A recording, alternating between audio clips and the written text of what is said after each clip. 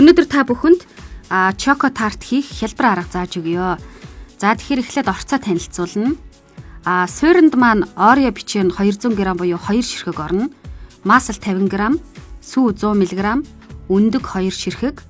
За тэгээд шанзанд орох 200 г хар шоколад хэрэгтэй байгаа. За чоко тартны маань суурийг 2 янзаар хийдэг байгаа. Гурил ордог, ордоггүй гэж. Бид нэр өнөөдөр гурил ордоггүй аргаар хийнэ.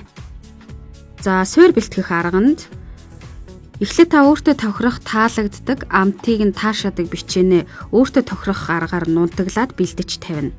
Ер нь бол маш жижиг хэмжээтэй нунтаглана гэсэн үг.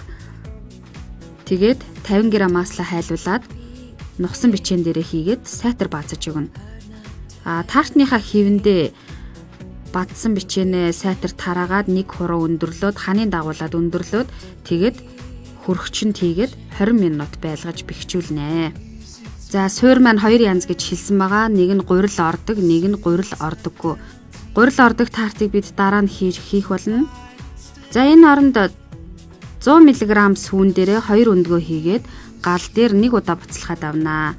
Энэ хооронд хутгагчаар тасралтгүй сайтар хутгах бөгөөд сүү өндөг 2 маань барьцалдаад ирэхээр нэг удаа буцалгаад авах хэрэгтэй байгаа. Тэгээд жижиглэж нунтгалсан шоколадаа хийгээд тасралтгүй утганаа. Ер нь бол энэ харагдаж байгаа яг иймэрхүү бор өнгөтэй болно. За тэгээд түрүүн бэлэн болсон суурин дээрээ шанзаа ийгээд. Гэхдээ шанзаа ийхдээ шигшүүрээр шигшээд ер нь бол тараана. Өндөгний маань том бөмбөлгүүд нь үлдэх ёстой байгаа. Энийг бол та бүхэн задлагчаар сайтар задлаад суурин дээрээ дэвснэ. За ерөнхийдөө яг иймэрхүү болсон байна. За бэлэн болсон таарта бид дурын аргаараа чимэглэн. Та нар жимс тавьж болно, эсвэл самар тавьж болно.